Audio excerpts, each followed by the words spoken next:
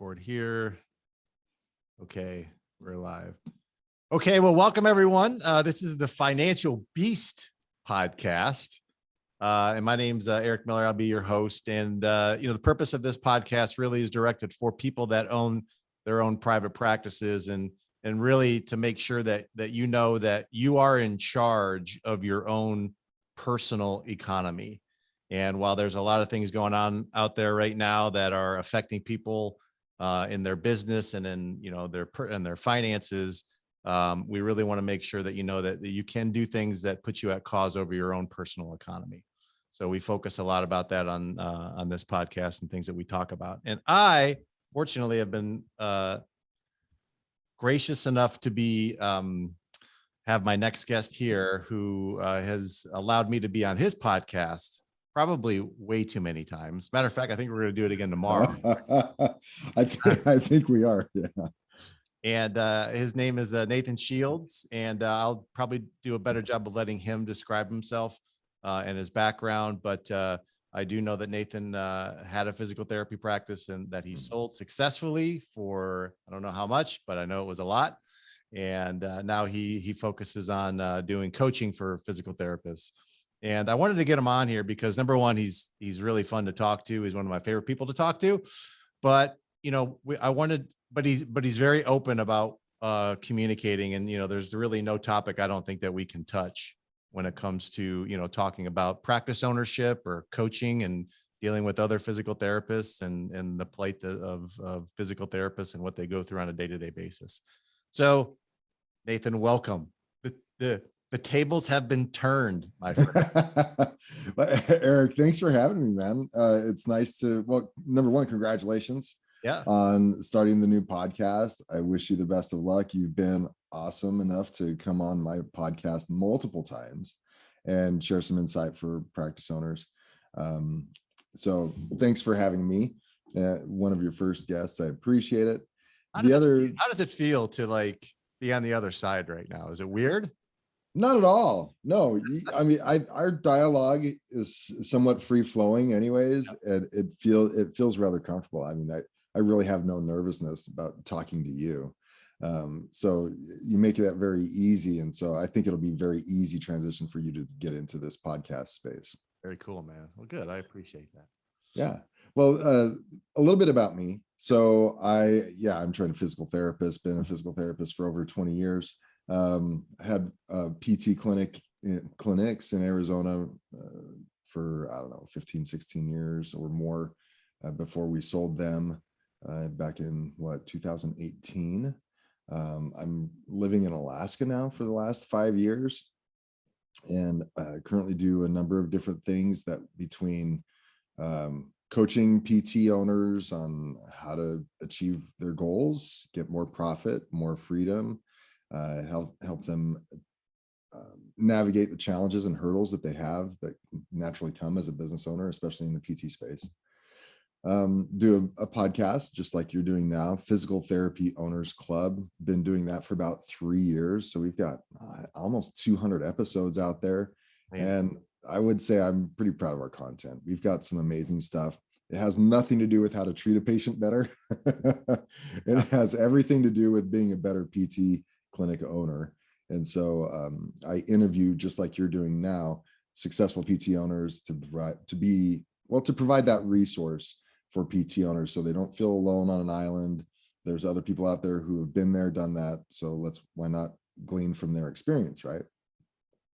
And then I also do some other stuff, whether that's real estate and investing and things like that. And that's where you're obviously valuable. And that's why I think it's fun to talk to you, because I think in another life, I would want to be a financial advisor.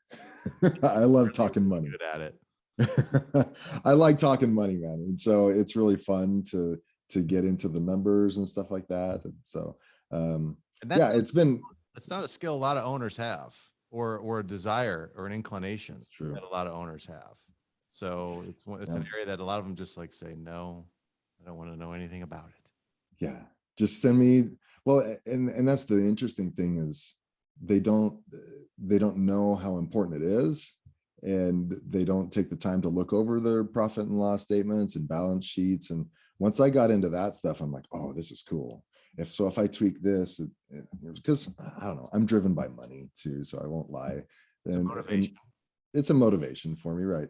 And so I love seeing how I can tweak this expense and make more profit, or man, maybe I shouldn't be doing that because that affects my profits. Anyways, I love doing that kind of stuff. So other things about me, I've got 7 kids. That's kind of unique. I've got a boatload of kids. Uh, and living in Alaska the last 5 years, it's been a pretty amazing experience. Although I'm not really an outdoorsy guy, I get out to the outdoors once in a while, but I'd rather play golf. So that's me. Yeah. I got a question for you because now you piqued my interest, and I had another question I was going to ask you, but you just piqued Sure. my interest though about when was it? What was your aha moment of when you got really interested in the financial aspect of running the practice? And was there something there that kind of like said, I should probably know something more about this than what I do? Yeah, I know. I remember the exact moment. I'm working on this patient. He's a restaurant owner and has owned multiple restaurants, right? And this was back, geez, probably like 2009, 2010, somewhere in there, right? And I'm stretching his shoulder, and he liked talking business. I didn't mind talking business. And he's like, "What's your cash flow like?" And I was like, "What's cash flow, dude? I don't know what you're talking about." And he's like, "Obviously, it must be good because you're not worried about it." That was just a Uh, question. yeah.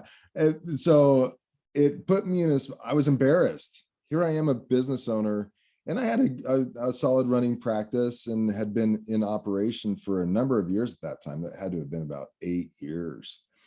And I didn't know what my cash flow was like. I mean, even the term was alien to me, right? And so I finally decided, okay, I'm going to call my CPA, who he was a friend of mine, so it was easy to make the call. I was like, "Listen, you've got to sit down with me each month and show me my profit and loss statement and what everything means and what do I need to know? Like, I don't know what I don't know. So teach me what I need to know when I look at a profit and loss statement, a balance sheet, what all the terms mean, what is a fixed expense, what is net income, all that stuff. I want to know the numbers. I need to know the numbers, at least I felt like I should, right? And so that's what got me into that, right? And once I got into it, I was like, oh, this is really cool, like I said. And it is also one of the first things I'll tell most PT owners. I ask them, what's your relationship like with your CPA? Right. And are you meeting with him monthly? Or are you capable at this point to review your financials every month? Oh my God, you're making me like tingle right now because it's In such a, a, yeah, in not a bad, not in a weird way, man. okay, just Not checking. in a weird way. It is something that we try to reiterate to practice owners so many times. Like, you cannot have a relationship with your financial team, especially your bookkeepers or your accountants, on a once a year basis or a twice a year basis. And And it was helpful not only to gain that education, like I was willing to pay the extra hourly fee and consider it tuition, right? It's an aspect that we didn't gain from our physical therapy schooling or typically in our undergraduate work. So I was willing to pay for that on a regular basis, just so I could know a little bit more about my business. then how long did it take before it kind of clicked in? Because and what I'm trying to impress upon people is like, it doesn't take forever. And the and while you clear up the terms, because there is a whole financial nomenclature that you do have to know to some degree.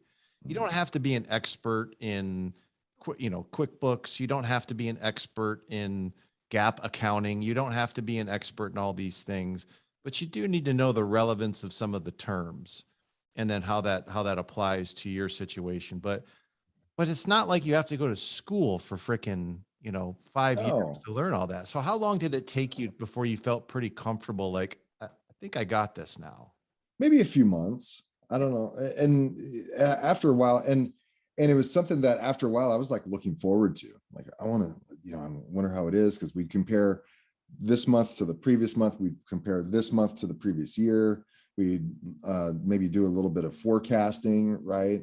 And when I finally knew, oh, so I actually know my break-even numbers now. So I know how many total visits I need to hit in a week in order to cover my expenses and then some, right? And if I want to make a greater profit, I could always play around with the numbers. And if I want to make this kind of profit, then I know I need to see this many patients. And is that capable? And how do I do that? All that stuff was so much fun. Plus, one of the beauties was I no longer had oh, it's April, taxes are due. You had a great year. So if you happen to have an extra $80,000, you should probably write a check to the IRS. And it kind of Yep. didn't have that conversation anymore, which was never fun. How much did that change the decisions that you made as a business owner, getting more hatting and knowingness in the financial realm? Like, did you notice that you made different decisions now after you got that data and that knowledge and such? Well, weren't not major decisions. So I was at a pretty good place at that point.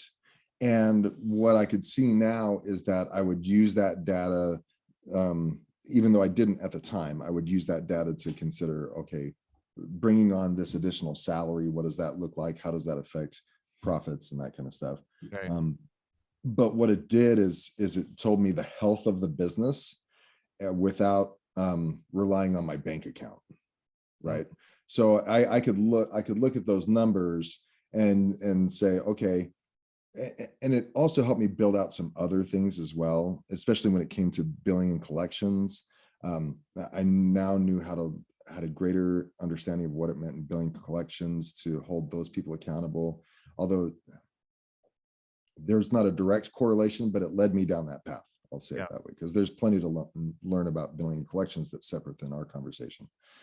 But just putting my focus on the numbers helped me. Okay, why do we have $2,000 in office expenses this month compared to 200 last month? And I'd look into that. I'm like, oh, okay, we need a policy and procedure now for purchasing things at the right time with a limit of how much you're going to pay for it, and approval processes that you have to go through, and credit cards and all that kind of stuff. So it was those kind of policy and procedures that came from that over time. Yeah. After knowing the numbers. And then did it change your viewpoint of your staff at all? Did it change your relationship with your employees at all when you felt like you were starting to get more control over the money? Not that, did you look at them differently? Like, I'm noticing my staff pay is, 60% of my revenue. That's way too high. And and like going in there and say, hey, I need you to produce more. But there's two questions I have right there, but I'm curious if it changed any of the way that you handled your staff differently when you started to get more control of the numbers. Well, completely, right? So before I was like, well, I just want their schedules to be full, and thankfully they were. And if the numbers were down, then I know I'd have to go market. But when I knew the numbers, I then was able to start working backwards and forwards. Okay, this is how many patients you need to see per week in order to justify your salary and your position in my company. Like there was a minimum break even point. Once we didn't have that before, but now knowing the numbers, I could say, okay, you need to see 60 visits a week, right? In order to produce, and you have to bill appropriately, right? Don't overbill, don't underbill, bill appropriately for all the services that you provide, right? Don't be compassionate billers in that regard. And if you do fall below that number, we need to have some conversations. Right. Because that was just kind of a free flowing thing in the past. And if I liked them or not, or if they acted up or not, was when we would have those conversations. But now it was tied to production, which is a completely different conversation and completely objective, which is nice. And I could say, okay, well, you're dipping below this number. What do we need to get you back up? Because we took it upon our clinic to follow the mantra of production is the basis of morale. Yes. And we made production the basis of what we were doing, recognizing that if we don't produce as a clinic, then none of this is going to continue to survive, right? So we have to be productive. And when we were productive, things were, well, morale was up. Yep. Culture was better, attitude was better, all that good stuff. And that When concept, things go down, And that concept of production as the basis of morale, I think, is something that people have misunderstanding on. But if you ever been to a practice that was really, really busy, you know, everyone was definitely at a level where they feeling like they were doing things that they were capable of, and that made them feel better. They were more in There's communication, energy. I mean, energy. you can feel it. And when it's slow, that's when people start griping and rumor mills start and collusion behind the owner's back and all that kind of stuff happens typically when production is lower. Yep. But so we kept it high, right? And if things were slower and people didn't like their environment, we're like, we'd look at the numbers and inevitably production was on the lower end. But it was now that we knew those numbers, Yep. we were able to make those assessments. And then when did you lose some people when you started to like really focus more on the numbers? Did it naturally all of us? Because you know, a lot of people that may listen to this, like, well, how do I handle people then that aren't producing like that? Like, did you notice that when you started to hold people more accountable? You're like, oh well, good. A couple people dropped off, I'm sure. Well, they did. They kind of self-select. You have to. It's a. It all depends on the context in which you put the production into play. Yep. Because if you're too heavy-handed and you don't properly align the production numbers to your purpose and your values, then the therapists are going to inevitably say that you're all about the numbers. And they'll take the moral high ground. Well, I'm not about the numbers. I'm about my patients and getting them better. Yeah. That's why we're here. Right. So if you don't stem that ahead of time, if you don't control that conversation, it will default to that. And so we had a little bit of that. And so we had to learn through experience that, okay, the reason why we're following these numbers is because this connection to how patients are going to get better. Right. And so if you're going to, well, let's talk about productivity specifically. Like, if you're seeing a lot of patients, then you're fulfilling your purpose as a therapist. I mean, Correct. Your job is to treat patients.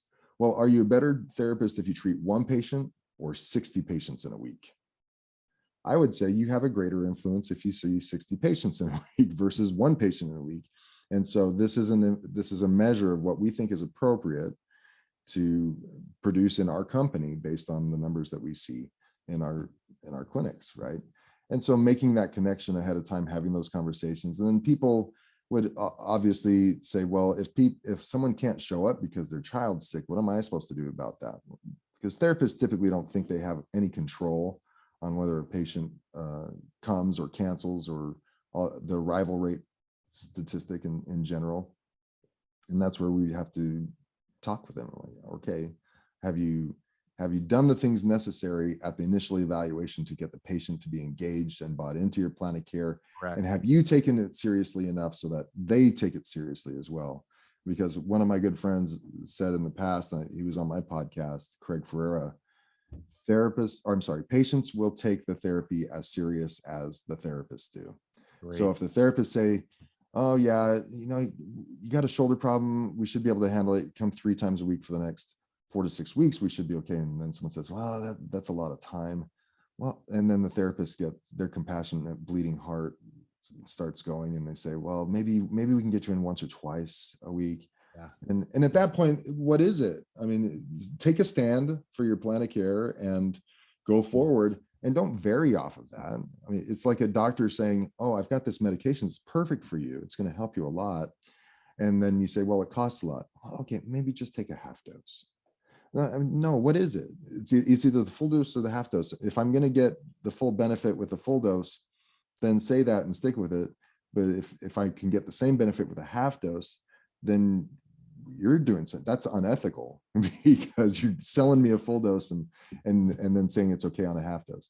Anyways, I'm rambling. I'm sorry. Oh, that's great. Being impartial never really creates value or success. Like when people are impartial about something, I like that. And, I like the idea of what you said, you have the ability to lock an appointment. How do you lock that appointment?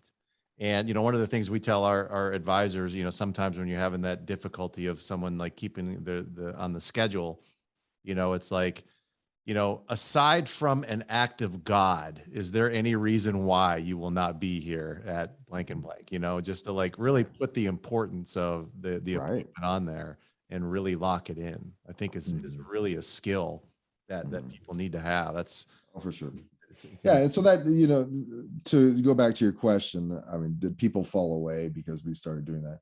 Yeah, we had some of that, and we'd have to have some conversation. But usually, when their production numbers were lower, it wasn't about the therapy and our, how would I say it? It wasn't necessarily about the therapy and how we were handling things. It was usually because of there was some other objection that they had about our company, and I think that showed up in the production, mm, right? And because as we delve deeper into the conversations, it wasn't like, it wasn't about you guys forcing me produce and I can't do it. It was usually like, I don't like this policy that you have over here, or I don't like the way you do things. And at that point you recognize maybe production is more, or a lack of production is more of a signal of lack of alignment.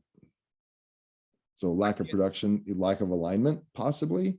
I think you're And spot on. Spot on. yeah, Yeah, because they're the number one question that we've tried to adopt and I've seen other successful owners adopt when they're not getting production from somebody. That magic question is, do you have a disagreement?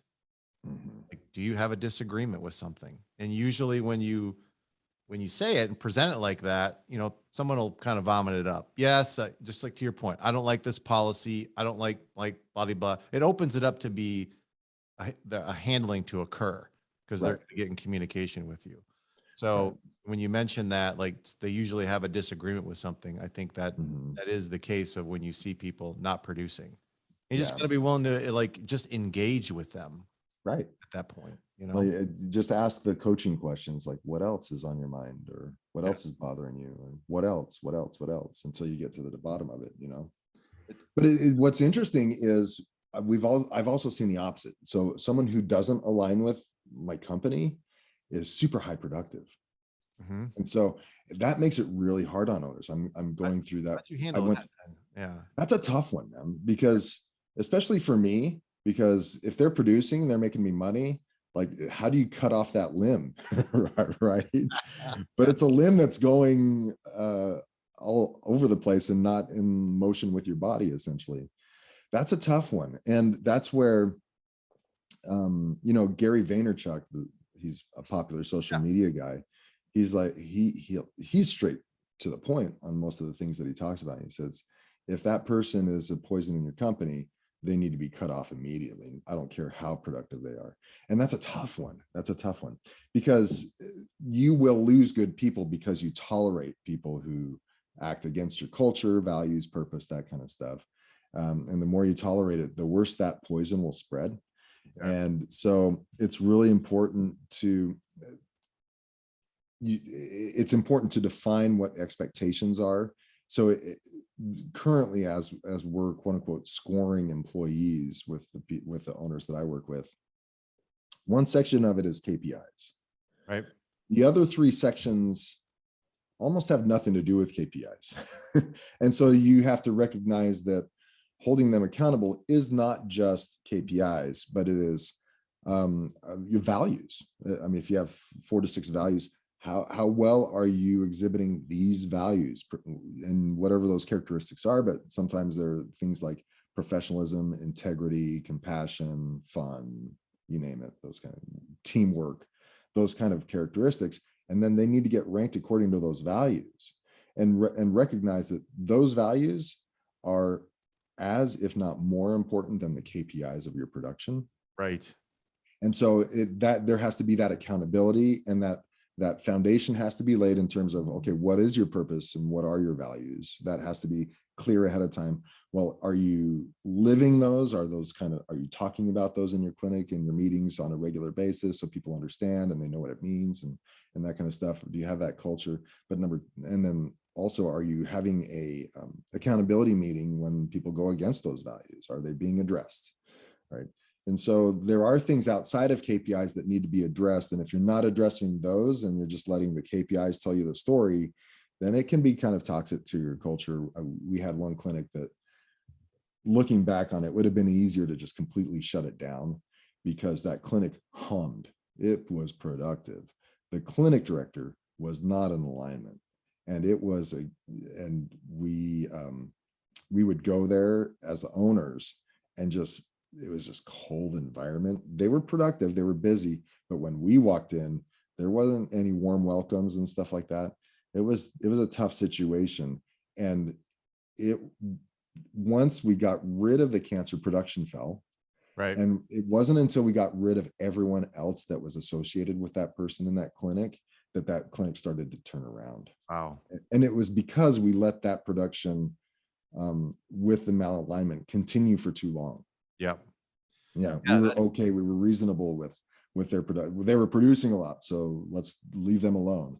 And that wasn't how we should have handled it. So I think the moral of the story here is that the role of an employee, obviously their production is part of their overall responsibility to the organization, but how they interact with their fellow employees, their respect to leadership, their following policies and procedures, their overall attitude, that's just as important as Totally. the technical work that they do.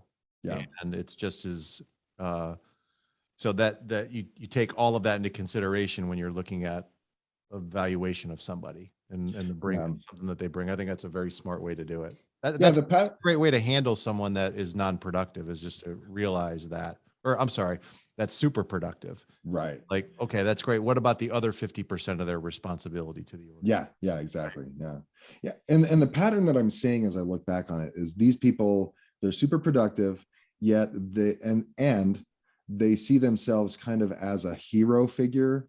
They tend to see themselves, from what I've seen, in most of the time, they seem to see themselves as the good guy versus the bad guy owners in their mind. And sometimes, and if they stay long enough, which would happen in our clinics, they convince everyone else that the owners are the bad guys and they're the good guy, keeping the owners at bay with all their stupid programs and ideas.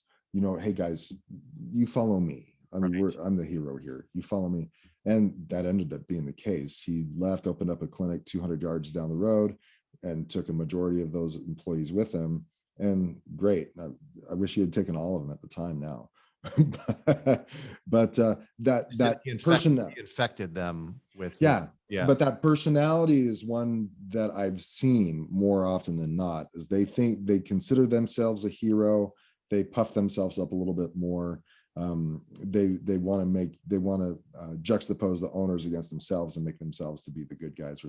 That's just a personality pattern that I've seen with those who are super productive. Yep. I mean, that justifies their hero nature a little bit, but they are not in alignment with the company, and that's where the poison begins. Yeah, that's amazing. Hey, question on communicating to staff about the financial condition of business and talking about money with the staff. Like, what was your experience like from when you first opened the practice to, was there a point in time where and the reason I asked that question is I do get this as a mixed question. There's like, some people don't tell the staff anything about the finances. And I don't think you have to tell people like, this is how much, our profit margins are, how much I'm taking home as owner comp, whatever. But how much do you communicate with the staff, or do you think owners should communicate with the staff in terms of the financial aspects of running the company? Yeah, I think that's a personal question. I've met owners who are completely open with the financials, right? And I'm like, man, I just don't feel comfortable with that. Maybe that's an issue I have. I don't know, but without judgment, I just don't feel comfortable there. But I recognized, just like the story I had with the cash flow when the patient asked me what it was, and I had no idea. And I remember distinctly, summers in Arizona are a little bit slower for most PT clinics. I mean, people don't get out as much because it's so flipping hot, and there's not a whole lot to do to get yourself injured. The snowbirds aren't in town, so people are on vacation. Things tend to just slow down in the summers. And I remember one summer our numbers were dipping quite a bit, and I talked to an experienced therapist that I had on my team. And I said, man, we might be, I don't even remember what the number was, but we might be at such and such number this next week. And she just looked at me blank, like that meant nothing to her. Hmm. Like she didn't know if should smile, or if she should be concerned, or does this affect my job, or she didn't know which way to go with that. And I thought, that's really telling, that my team doesn't know when things are good and when things are bad. Like I had finally recognized those break-even numbers, but I hadn't spoken those to my team yet. And I recognized in that moment how important it was to recognize or to teach them, like, this is what we need to do in order for this place to Right. exist, and all the salaries that you have, and to hire people or keep you employed. This is what, and it didn't have to be a financial number. You could translate that into visits very easily, and just say, this is the number that we need to hit to justify our existence in this space as a clinic. And so it's then that I recognized, I started sharing that initially, like what our production numbers needed to be, so that they knew if we went below, pick a number, 150 visits a week, that it was DEFCON 5. Yeah. Or whatever, red levels, orange levels, whatever.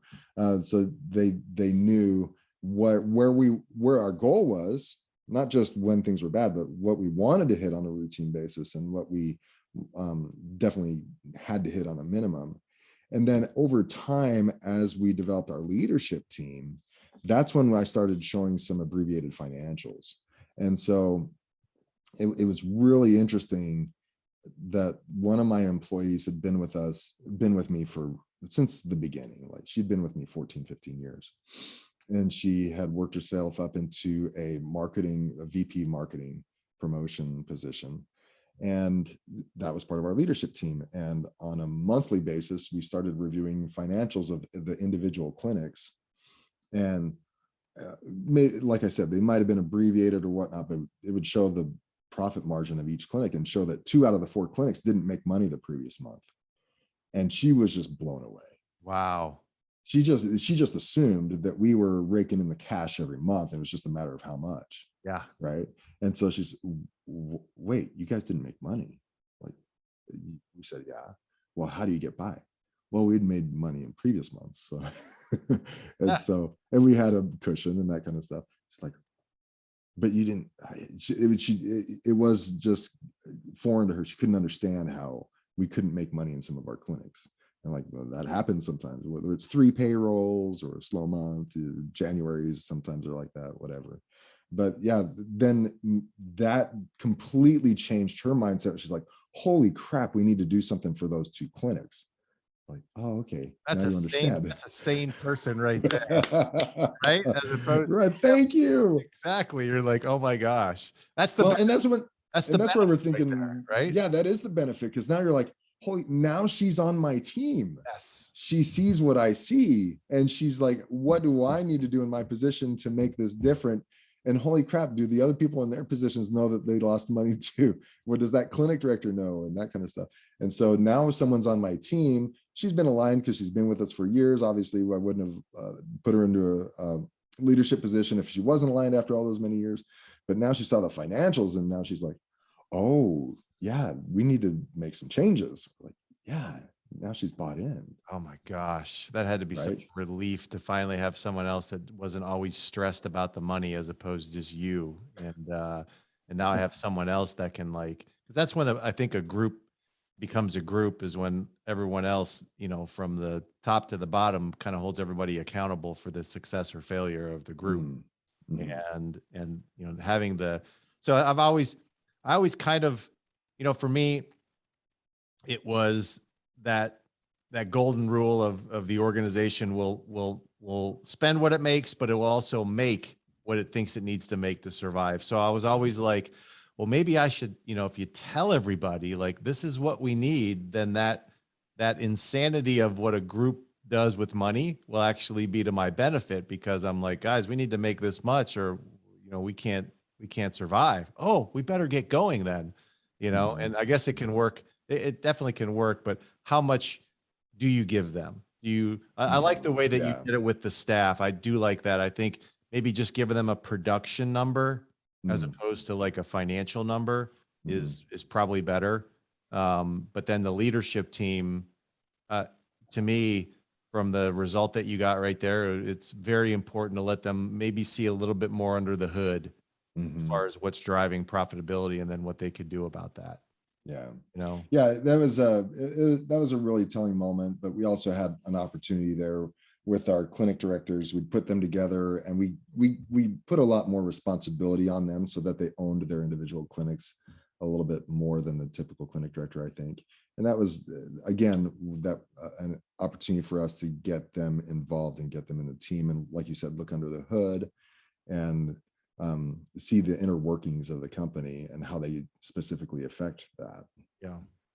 And I think going forward into the environment that we're in right now, I mean, I don't know if I've ever asked you this question, but like your viewpoint of the PT industry over the next 5 to 10 years. I mean, are you like Mm. super optimistic, pessimistic? It's going to be a train wreck. Well, the demand is always going to be there, Yeah. right? I think it started about 10 years ago or maybe less, but the statistic was such that I think AARP put it out that there were 10,000 people turning 60 every day in America for the next 30 years. That was 8 to 10 years ago. That's So great. we still have another couple decades of 10,000 people a day turning 60. And that means bodies are breaking down on a regular basis, right? So the demand for therapy is not going to go away. What we're going to do as a profession to meet that demand, supply that demand, is ongoing. The owners that don't have their crap together financially will more than likely just get bought out, probably at a number that they don't like so much. Unfortunately, well, I shouldn't say unfortunately. Fortunately, right now, multiples on EBITDA are pretty good. Yeah. So if you have a decent running clinic, you can get some money from it. But those who are just kind of sick of it and the headaches involved, yeah, they're gonna get flushed out. There's a bunch of acquisition going on. There's still a ton of room for mom and pop clinics to open up. I would the thing is owners just don't have the financial knowledge that they need to make the decisions um, to really grow and take advantage of the opportunities, because I think patients like going to the mom and pop shops and the convenience of that, and the independently owned practices, even if there's multiple practices of an independently owned organization, versus the large chain PT clinics in general. PTs tend to like working for those setups versus the chains. However, the mom and pop shops won't be able to get top talent if they can't focus on getting a greater profit, Hmm. and not just top line revenues. Because hospitals will pay six figures that you won't, home health agencies will pay six figures that you won't. They'll get benefits at those places that you can't provide on a smaller basis, or because you're a small entity. Uh, so the owners that are going to really thrive and be successful are going to be the ones that are really knowledgeable regarding their financials. They have systems and policies and procedures in place. They're not treating full time.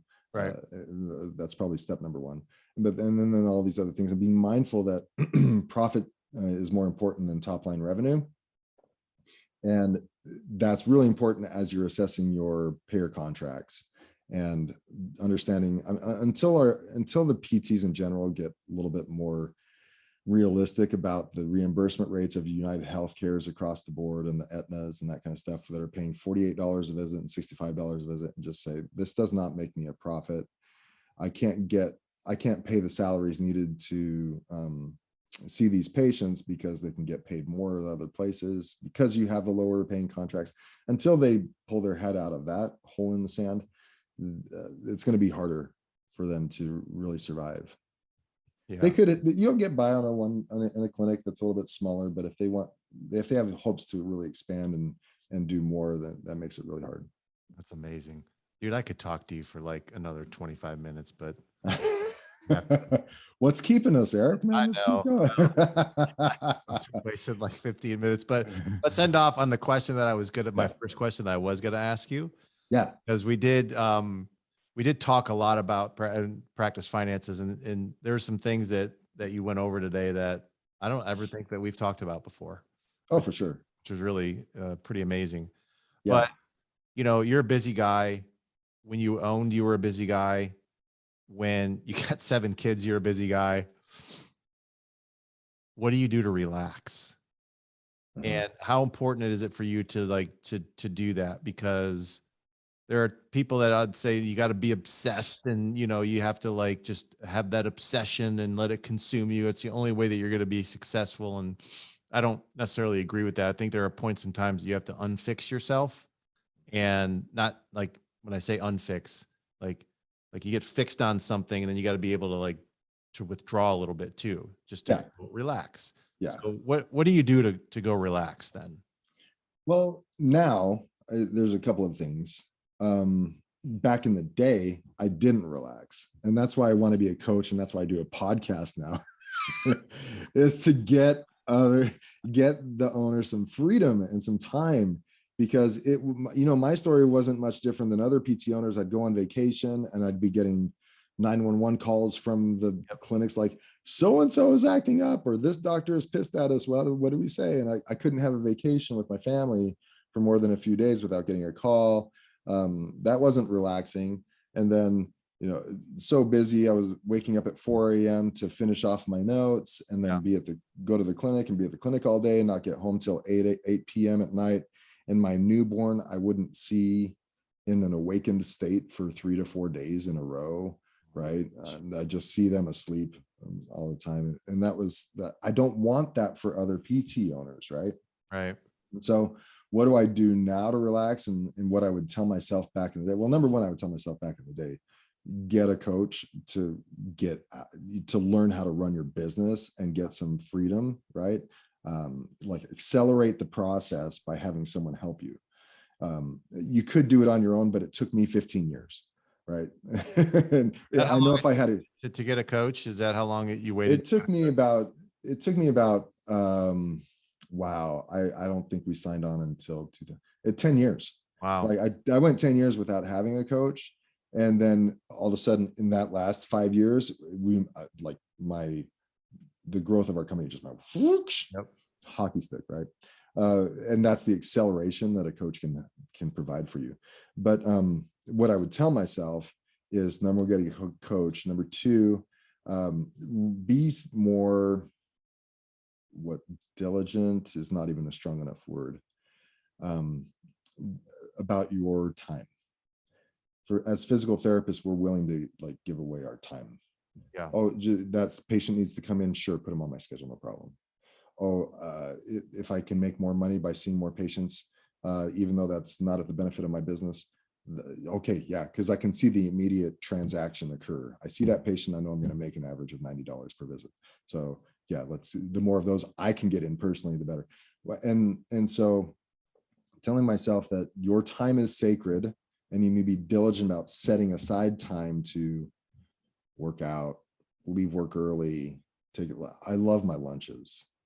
That's one thing throughout the years. I've always had a lunch and I would have lunch and just and I had to leave. I could not stay in the clinic. I had to get out of the and see the sun at least. Right. And so, make that time sacred. Right. And then really be diligent about keeping a hobby. Now, the hobby could be working out on a regular basis if that's what you want. For me, if I was a little bit more diligent, I would have played some more golf over the years, because you become dull. I mean, just as a person, if you don't have anything else to talk about besides your work, then that kind of becomes dull and your life becomes dull and there's nothing to look forward to and there's nothing to take your mind off of things. And you've probably experienced it yourself. While you're doing some of those other things, you get these inspirations about the business, right? Even though you're not in the business and working on the business and thinking about the business, I'm on the ninth hole on the tee box. I'm like, oh, that's how I need to approach that person, or, oh, this is what we need to do. And so, that's when your subconscious is able to relax a little bit and then come through with some inspiration for you, I right? think that's where creativity really comes through, is when you're most relaxed. Yeah. And then that's where the inspiration comes from. That's where the constructive ones, Yeah. like the constructive and, the destructive things come from, I'm too tight.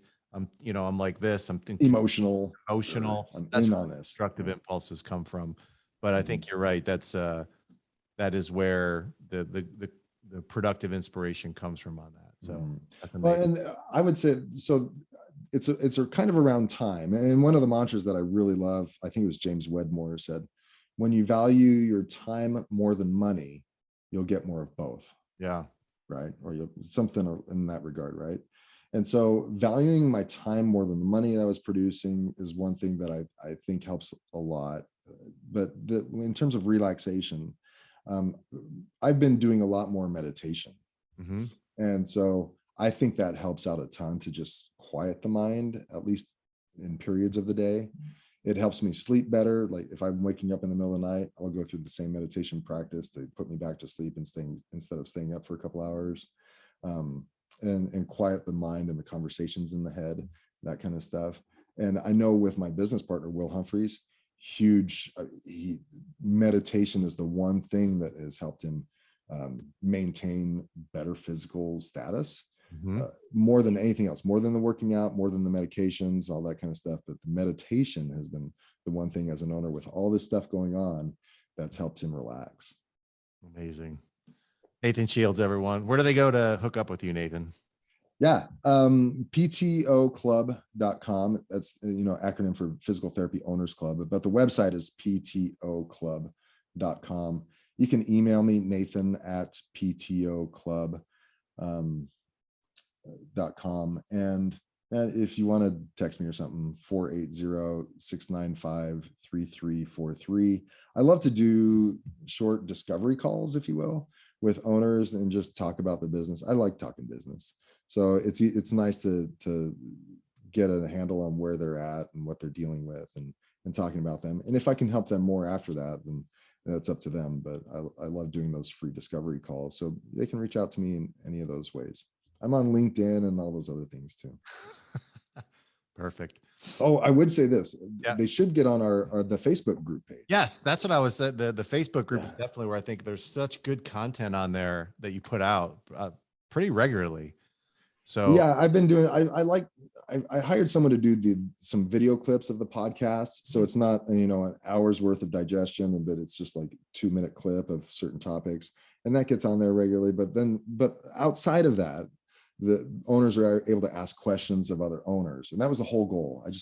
Just networking is one of the top 3 things that you need to do in order to be successful, I believe, and to be able to network with a group of owners through the Facebook group. Again, it's Physical Therapy Owners Club on the Facebook.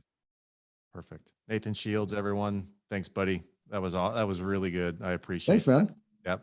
Yeah, it's always good talking to you, dude. We will catch you later.